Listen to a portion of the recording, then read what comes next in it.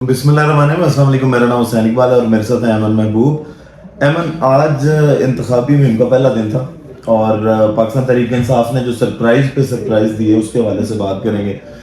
फिर पाकिस्तान मुस्लिम लीग नून की जो आज उनकी जानिब से फैसले हुए और जो सीट एडजस्टमेंट की बातें हुई इस तक हमें पाकिस्तान पार्टी की और पाकिस्तान मुस्लिम लीग नून की, उसकी बात करेंगे। सबसे पहले बात करते हैं पाकिस्तान तहरीक इंसाफ के हवाले से। सबसे बड़ा सरप्राइज पाकिस्तान तहरीक इंसाफ का यही था कि जनाब इमरान खान साहब जो हैं वो 3 हलकों से इंतखाबात लड़ेंगे और उसके बाद उन्होंने ये कहा कि जो सनम जावेद हैं वो भी हो सकता है कि मरियम नवाज के मुकाबले में इंतखाबात लड़ें और जो यास्मीन राशिद हैं उनके बारे में भी आया कि वो इलेक्शन में हिस्सा लेंगी। और पाकिस्तान तहरीक इंसाफ की जानिब से ये कहा गया कि जो रहनुमा हमारे जेलों में ज्यादा हैं हम उनको तरजीह देंगे टिकटें देने में। तो कैसा देखिए इस फैसले को, सरप्राइज कैसे लगे आपको पाकिस्तान तहरीक इंसाफ? बिल्कुल हुसैन, ये जो सरप्राइज हमें मिला है आज खान साहब का कि वो 3 हलकों से जो है वो इलेक्शन लड़ेंगे और जिसमें लाहौर, मियांवाली और इस्लामाबाद का हलका शामिल है और यकीनन अगर वो इन तीनों हलकों से खड़े हो रहे हैं तो जीत उनका मुकद्दर बनेगी। लेकिन बात यहाँ पर ये है कि आज इलेक्शन कमीशन ने भी ये नोटिफिकेशन जारी किया है और ये हुक्म दिया है कि आप जो है अब इलेक्शन का माहौल बन चुका है, इलेक्शन शेड्यूल जारी हो चुका है,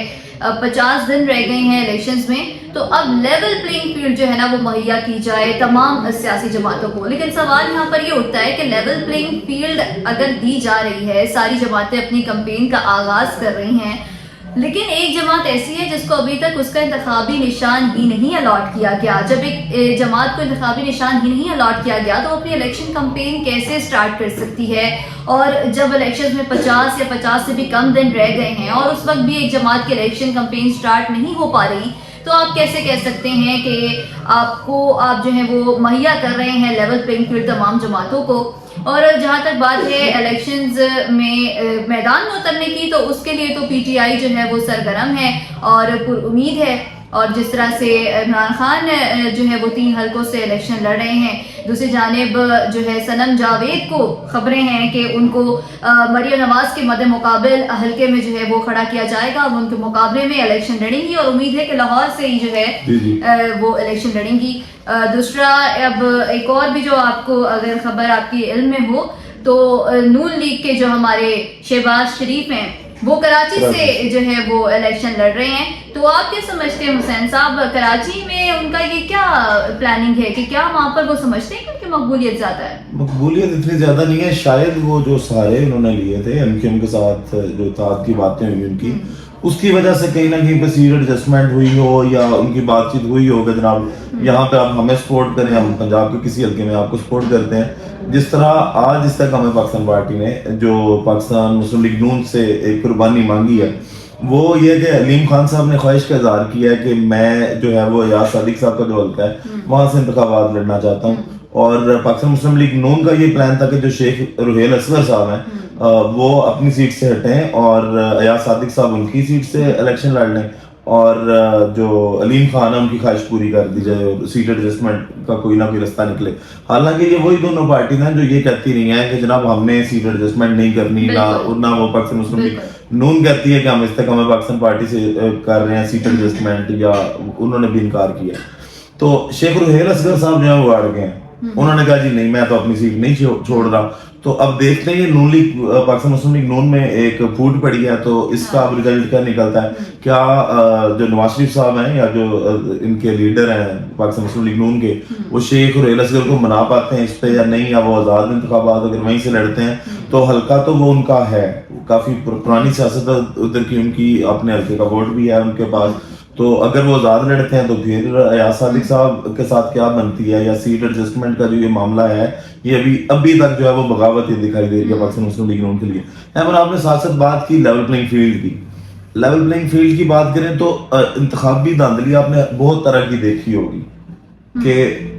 जनाब ठप्पे लग रहे हैं, शनाख्ती कार्ड लोगों के रखे जा रहे हैं। ये जो इस बार काम हो रहा है ना ये एक अनोखा काम है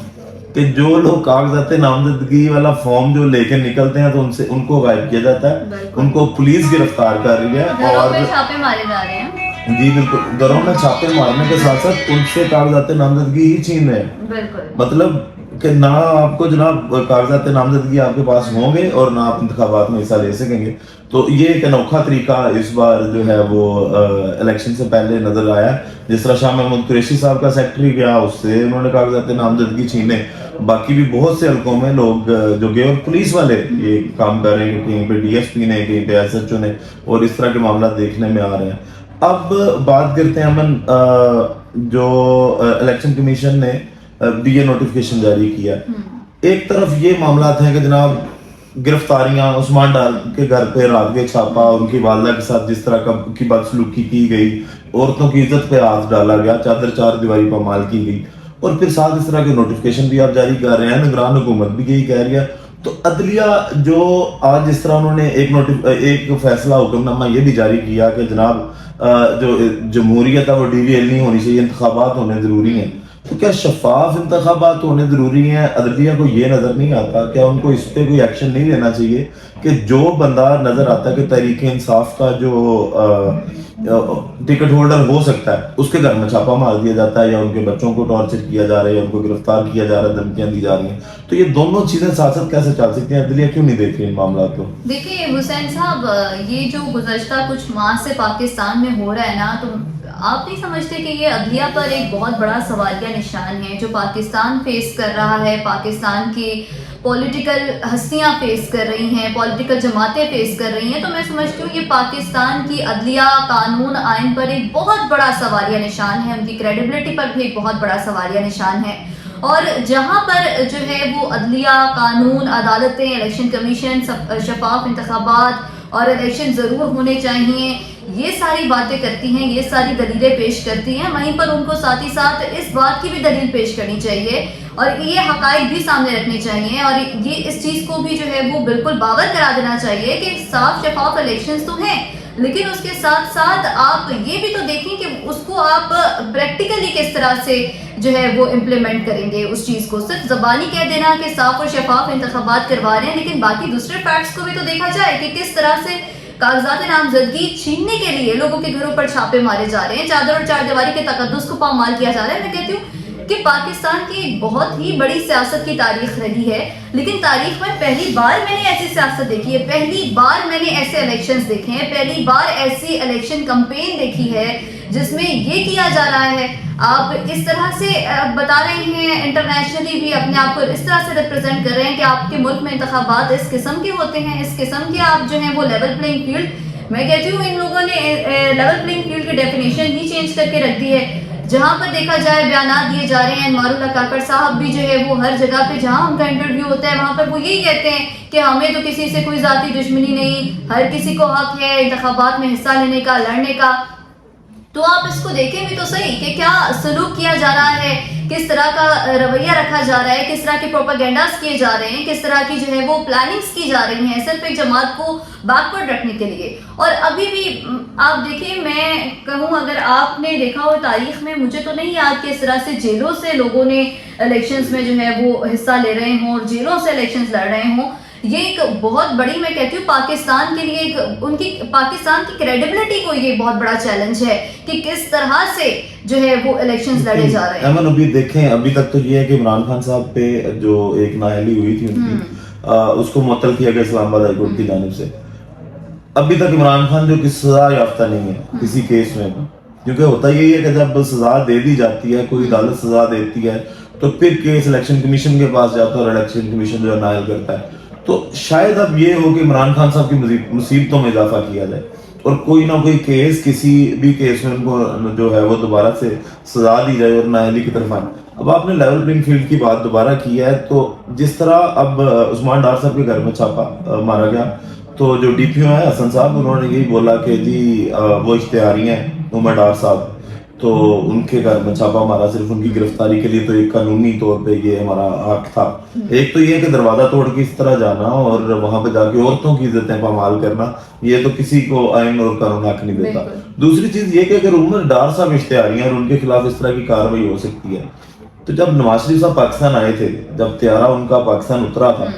تب تک وہ اشتہاری مجرم تھے اشتہاری. سزا یافتہ مجرم. تب پاکستان کی پولیس کو اور ان اداروں کو یہ چیزیں کیوں نظر نہیں آئی کہ جناب جائیں اور نواز شریف صاحب کا گریبان پھاڑیں یا ان کو کھینچ کے